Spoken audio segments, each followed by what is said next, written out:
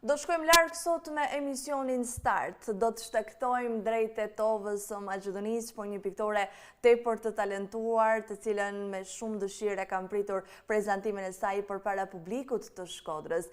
Enisa Ajruli Zeqiri, mirëmëngjese, mirë se erdhe. Mirëmëngjesi Noela, përshëndetje nga Tetova për Shkodrën dhe gjithë Shqipërinë mban. Faleminderit shumë për ftesën.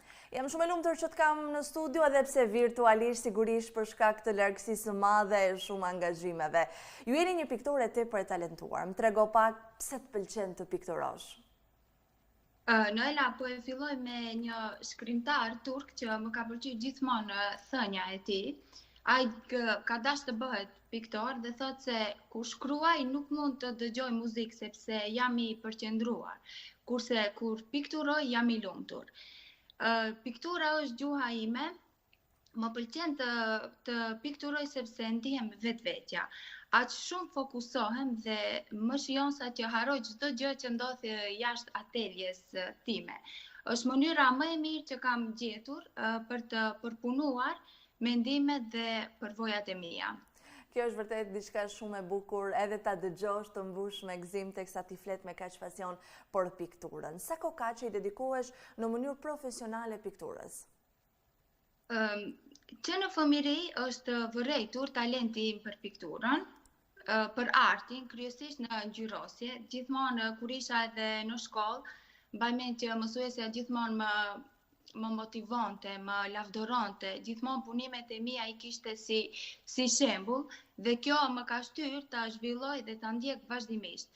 Më ka shoqëruar në çdo fazë të jetës time, duke u zhvilluar bashkë me mua, derisa sot është shndëruar edhe në profesion. A është një profesion i vështirë? Çdo profesion krijues i ka vështirësitë e veta. Është i vështirë, por është i bukur. Është profesion sfidues sepse përfshin jo vetëm talentin, por duhet edhe punë të vazhdueshme, kërkon durim dhe këmbgulje. Por kënaqësia që të jep e justifikon çdo sfidë. Cili zhanër i pikturës të pëlqen më tepër e ke më afër zemrës? Të them të drejtën, më pëlqen më shumë realizmi. Unë edhe punoj në realizëm, kryesisht merrem me pikturimin e akteve dhe portreteve, së bashku me tatuazhet. I kam disa piktura këtu në prapavit, nuk e di sa mund të duken. Po, duken shumë të bukura. Po, i kam zgjedhur ato pak më të preferuarat e mia nga cikli i fundit.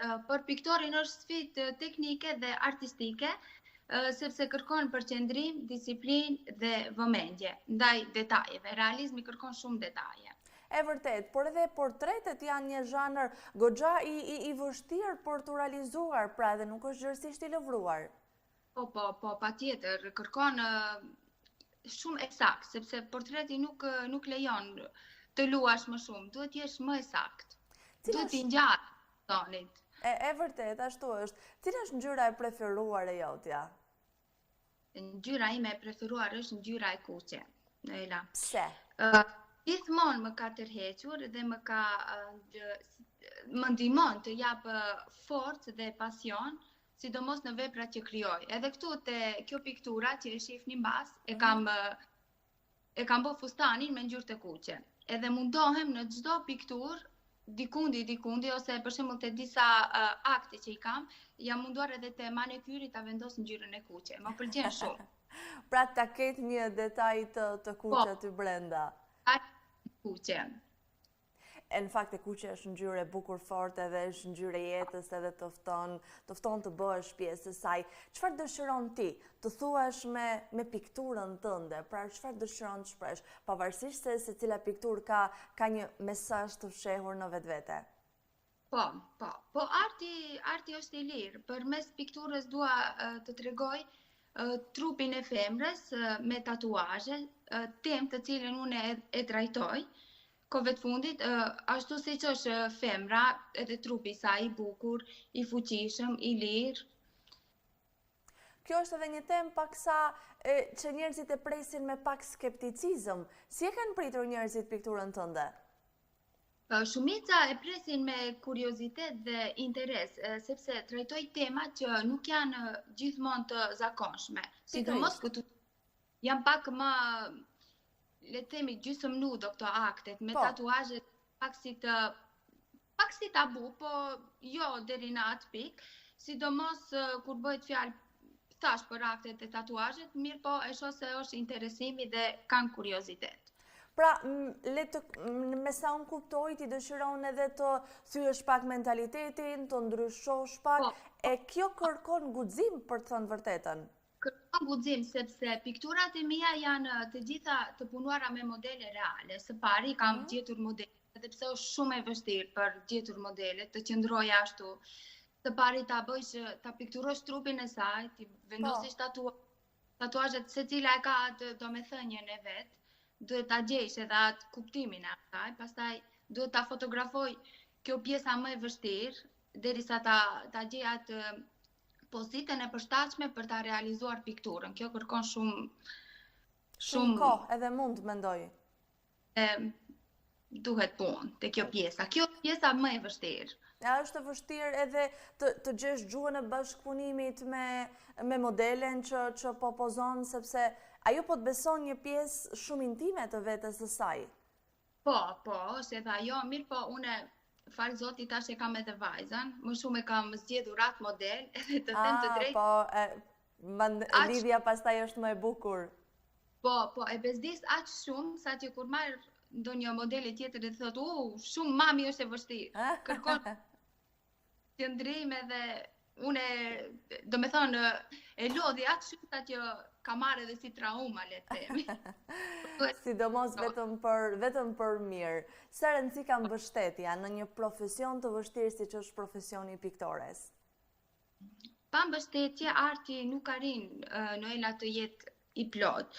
Kur publiku i mirëpret veprat, kjo më jep energji dhe besim për të vazhduar, të krijoj dhe të shpreh idetë që unë dua të tregoj. Cilat janë disa nga ekspozitat që ti mban më afër zemrës? Ekspozita, unë kam marrë pjesë në shumë ekspozita kolektive, por gjithmonë me këtë cikël. Do me thonë, prej fillimit unë merrem me aktet gjysmë nudo, portretet, kjo ka qenë ajo. Ndërsa e fundit, në 10 orë ka qenë ekspozita ime personale, me tatuazhet dhe artin e trupit. Si ishte si eksperiencë të vije me një ekspozit krejtësisht të ndën pa ndërhyrje në askuj tjetër? Po, se di, ishte bukur, le themi, sfiduese, i kishte ato vështirësitë e veta, por ja dola. Besoj duhet jetë një ëndër e realizuar, sepse çdo piktor këtë synim ka. Këtë synim ka. Cilat janë planet e tua për të ardhmen? Planet e mia tashme janë të vazhdoj të punoj dhe ta zhvilloj më tej temën duke e quar pikturën në projekte të tjera dhe ekspozita të radhës. Shpresoj edhe më të mdhaja, me më shumë punime, me më shumë punë. Kur do të kemi në Shkodër? Së shpejti, besoj. Shpresoj shumë dhe me zipres të takojmë më në fund edhe personalisht, jo vetëm virtualisht, të kemi edhe në studio prezente, por më së shumti për të parë edhe për të shijuar pikturën tënde. Patjetër, me shumë. Faleminderit shumë e dashur për kohën edhe minutat që na dedikove. Të uroj një ditë të mbarë. Faleminderit shumë edhe nga ana juaj, ju përshëndes. Faleminderit edhe ju miq që keni përcjellë një intervistë të tillë, urojmë ta kemi merituar privilegjin e kohës tuaj.